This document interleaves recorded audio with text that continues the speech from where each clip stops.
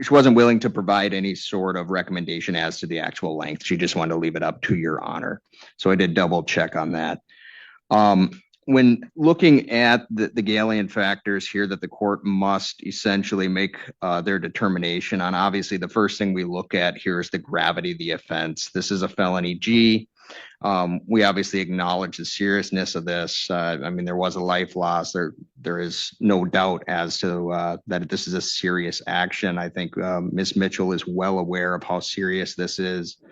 With that being said, when overall looking at this crime, I mean, there's not a specific intent element to this. Obviously, this is negligent. This is not an intentional act. This is, as Mr. Schmidt said, a distracted driving case. This happened when Ms. Mitchell was 19 years old at the time of the offense. Yep, certainly an absolute terrible idea to choose to drive. She didn't have a driver's license, never had a driver's license, and realistically probably never had the resources to get a license, as far as what we've heard by reading the PSIs, as far as kind of her social background and family background. Being 19 years old, obviously her brain was not fully developed at the time of making this choice. This was an immature, impulsive decision that obviously Ms. Mitchell has drastically learned from in the last 2 years. Moving on to the character of the offender, Mr. Schmidt kind of pointed out, but obviously there's a very strong rehabilitative need for Ms. Mitchell, and that's where this focus and emphasis should be.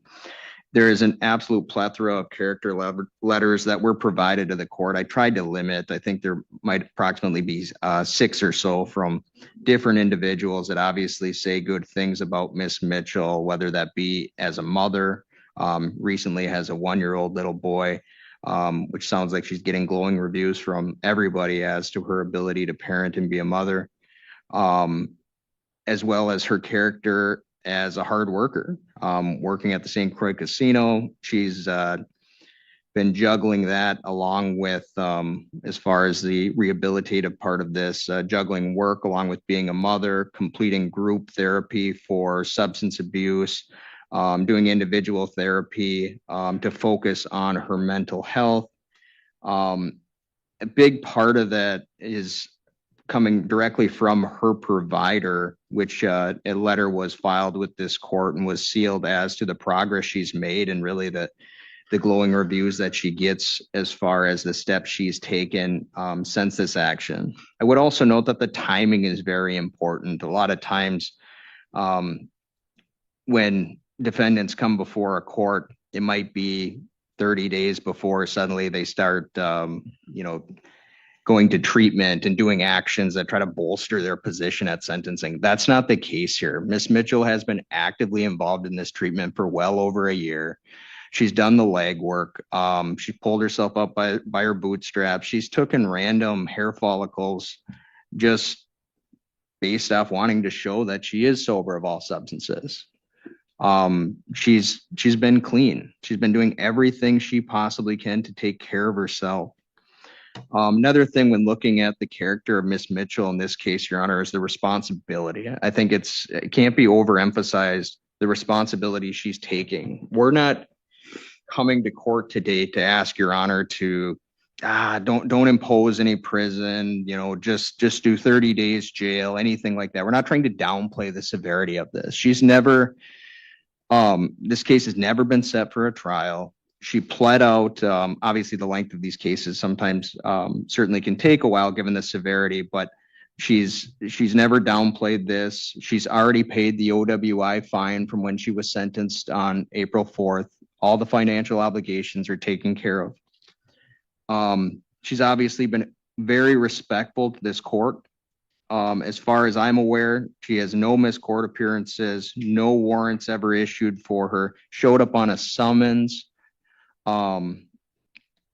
She essentially, she's always acted appropriately in court, and she's really takes it serious. She showed up at a bail revocation hearing or potential bail revocation hearing. I can't remember the date specifically, but towards the end of April, where she knew there was a good chance she was or a chance she could be put in jail, and she continued to show up and to take this serious. As far as a very important factor for the court to consider, well, certainly not one of the three in Galleon, but remorse. I can't think of a situation where somebody could possibly be more remorseful. Every day, she deals with this. This is not something you just move on from. She deals with the grief. But not just every day. Part of my due diligence as a defense attorney is to review all of the discovery material in every single case. I watched the video, I watched the audio, I watched the CPR being conducted on Miss Matias. And one thing I can tell you is the remorse from Miss Mitchell didn't happen after she got charged with the offense. It happened the moment, as from the earliest I could see on any sort of body cam footage, from when law enforcement showed up. She was screaming at the top of her lungs, hysterical, trying to ultimately, she couldn't take the news that Miss Matias was deceased. This was, in fact, without question, 100% an accident that Miss Mitchell feels absolutely awful for and deals with it every day.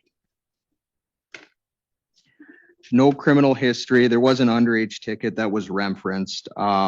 Obviously, being 19 years old, not a good idea. Pled guilty to that, or I forgot if it was default or guilty, but regardless, paid the fine for the underage ticket. Has no actual criminal misdemeanor or felony history whatsoever. When looking at the next element, or excuse me, the next factor in Galleon of the need to protect the public, I think it's very important to look at the crimogenic risk factors that are stated in the DOC's PSI. Of the 16 factors that are referenced in there and scaled essentially to low, unlikely, likely, probable, whatever the ranges may be, 11 of the 16 came out low or unlikely on the assessment for recidivism. Of a couple of them that were considered to be high or likely, when looking at cognitive behavioral thinking and substance use, those are being addressed, and they've been addressed for over a year now. And they're going to continue to be addressed as a condition of probation. I really think it's incredibly important, the information that Ms. Smith has stated in her letter that is sealed with this honorable court, as to the progress that Ms. Mitchell has made, leaps and bounds as far as mental health wise, and obviously staying sober. In summary, as far as dealing with the need to protect the public, the overall risk was a 3 out of 10. It was very low. When looking at deterrence, obviously this court has to look at a general deterrence and also a specific deterrence provided to Ms. Mitchell. Generally, what this court is saying is I would have to agree with Mr. Schmidt. If you have an imposed and stayed prison sentence of any length hanging over an individual's head, and this isn't a one size fits all. I would imagine that the circumstances of the recommendation are going to be totally different if somebody shows up, takes no remorse, takes no responsibility, and does nothing to deal with any substance abuse or mental health issues in the interim from the time they're charged with the offense to the time of sentencing. But from a general standpoint, it's still very serious to know that you would have an imposed and stayed prison sentence, a hammer over one's head, to be able to say, if you are revoked on probation, you are going to prison. Prison is not something that's taken lightly. And as Mr. Schmidt said, it's obviously the rehabilitative needs, and looking at probation is first, prison second. Ms. Mitchell has a plethora of rehabilitative needs that are and will continue to be addressed moving forward. In addition, as far as a specific deterrence, the same goes there, as there would be this hammer over Miss Mitchell's head as far as, hey, you would be going to get shipped to Dodge Correctional and ultimately enter the Wisconsin prison system if you get revoked on probation. So I think the issues of general and specific deterrence in this case, Your Honor, are covered as far as that it would not unduly depreciate the severity of the offense here. To kind of wrap up the overall argument before you hear from Ms. Mitchell herself, I would note that I thought the PSIs overall, both writers did a really good job explaining how they came to the recommendations that they did. That's why ultimately we are asking the court, and Ms. Mitchell is asking this honorable court, the opportunity, and it is just that, an opportunity to be on probation for 4 years with 18 months of initial confinement and 1 year of extended supervision imposed in state. And once again, asking if Ms. Mitchell were to be out, stay in the public, continue to be rehabilitated, that she would have the opportunity to be on the electronic monitor so she could continue to work, go to treatment, be a mother to her child, and ultimately not be around people in jail that potentially might be high risk. We're all aware of what happens if you put a low risk offender with people that are generally more serious or high risk offenders. It can actually have a total adverse reaction as to the low risk offender. So with that being said, Your Honor, that is our recommendation. If the court has any questions, I'd be happy to address them. I saw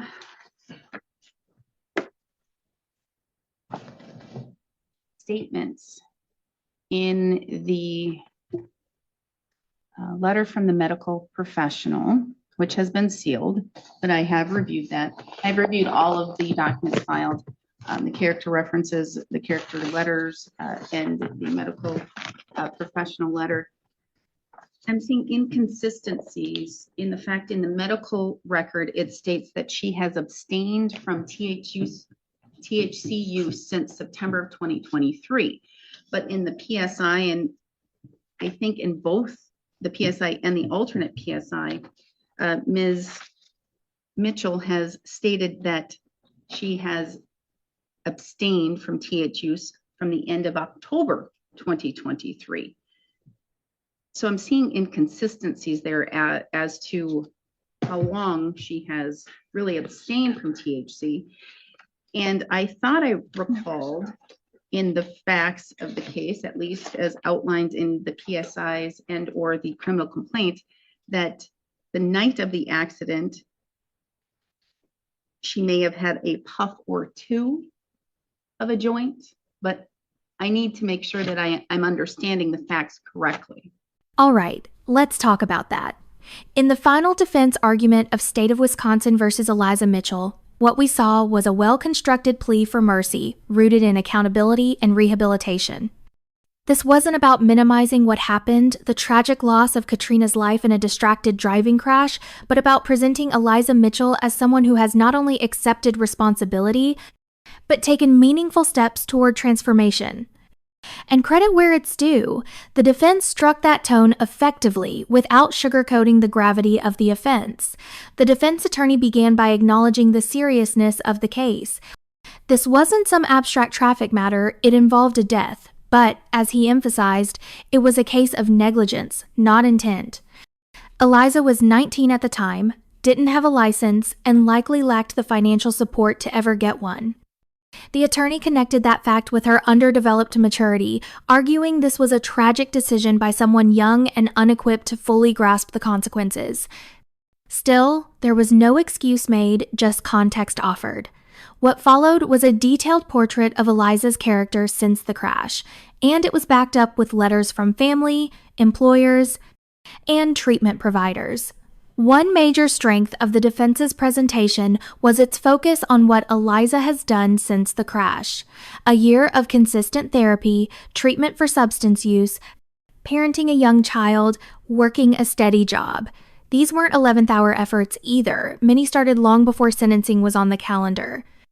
She underwent random hair follicle testing to show sobriety, and character letters praised her efforts across the board from work to home life. It felt sincere, not performative. Her attorney also took time to highlight the depth of her remorse. Not just in hindsight, but in real time, caught on police body cam the night of the crash, where she was reportedly hysterical upon learning of the victim's death. He contrasted this with the common remorse at sentencing play and pointed out that Eliza never denied responsibility, never asked for a trial, and never missed a court appearance. According to him, she walked into every hearing knowing incarceration was possible, yet continued to take it seriously. On the legal side, the Gallion factors were front and center: seriousness of offense, character of the offender, and the need to protect the public. Her criminal record? Virtually clean, with only an underage alcohol ticket. Her risk of reoffending? Low, according to the DOC's PSI, with most risk factors scoring unlikely. As for the higher risk categories like substance use and cognitive behavioral traits, those were already being addressed through treatment. The defense used these stats to argue that prison, especially upfront, might be more harmful than helpful. Instead, they proposed a probation-first approach, with 18 months of initial confinement and 1 year of extended supervision imposed and stayed, backed up by electronic monitoring. There was, however, a wrinkle. Judge Mogen noticed inconsistencies between Eliza's claim of abstaining from THC and the dates provided in both the PSI and sealed medical records. She flagged that carefully. It didn't derail the defense's argument, but it reminded everyone that credibility matters, especially when asking for second chances. In the end, the defense delivered a respectful and humanizing argument. They weren't asking the court to forget what happened. They were asking the court to see who Eliza Mitchell has become since. It was a closing pitch that tried to blend accountability, reform, and realism into a sentence that wouldn't just punish, but give purpose. If you found this hearing insightful, consider subscribing, hitting the bell, and letting me know your thoughts in the comments below. I read every one.